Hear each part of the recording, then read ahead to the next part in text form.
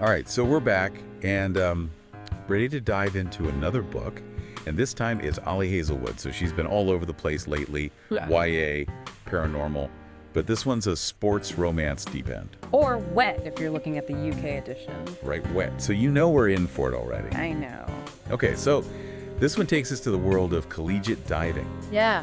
So we've got Scarlett. She goes by Vandy, and she's dealing with recovering from an injury, and she's also got this whole situation going on with her teammate, Penn, and Penn's boyfriend, Lucas, who's a swimmer. Oh, so like a love triangle. Kind of, but not really. I mean, Penn and Lucas have broken up, but they're keeping it secret. Okay, but why though? Because of differing expectations, you know? Expectations? Yeah, in their intimate relationship, they weren't on the same page, and it caused some tension, so they decided to call it quits. Okay, so where does Scarlett fit into all of this? Well, she's trying to be a good friend to Penn, but then Penn, after maybe a few too many drinks, suggests that Scarlett and Lucas should hook up. Wow, that's a bold move.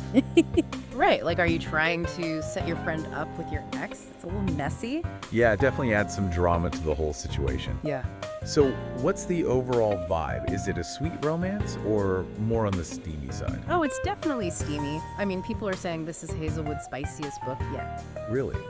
Like, how spicy are we talking? Like a lot of intimate scenes, I mean, if you've read Hazelwood before, you kind of know what to expect. True. There's always a little bit of heat in her books, but I guess this one's turning it up a notch. Yeah, like she's not shying away from it at all. And, you know, it's interesting because one of the things people are talking about is the whole consensual explorations of kink element. Oh, wow. Okay, so we're going there. Yeah, and there's some debate online about whether it's handled well or not. Like, some readers felt like it could have been explored more deeply, you know? I see, like they dipped their toes in, but didn't really dive all the way in. Exactly. And considering the characters actually talk about it, you'd think there'd be more, you know, showing, not just telling. Yeah, that makes sense. But okay, let's talk about something else. How about the portrayal of injury recovery?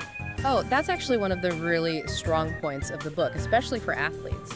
Our source, who's a former D1 athlete, actually commented on how much they appreciated seeing Scarlett working through her injury with a therapist and having support from others. Right, because so often we see athletes struggling alone.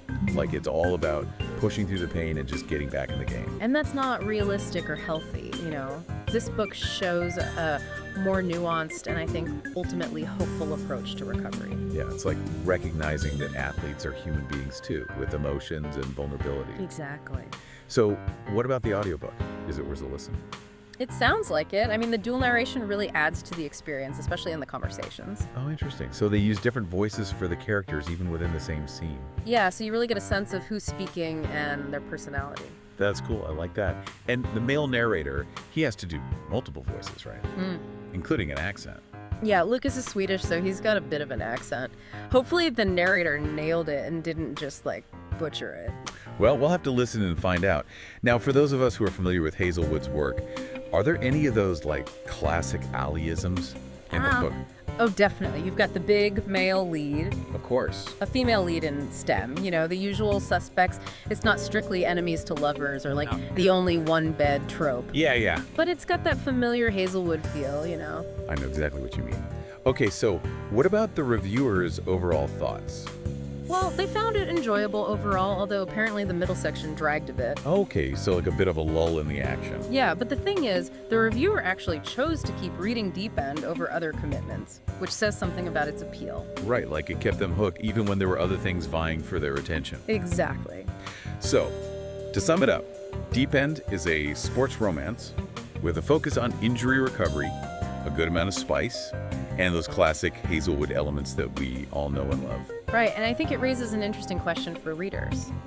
With all the discussion around spice levels and, you know, wanting more nuanced portrayals of intimacy in romance, how much do our own expectations influence our enjoyment of a book?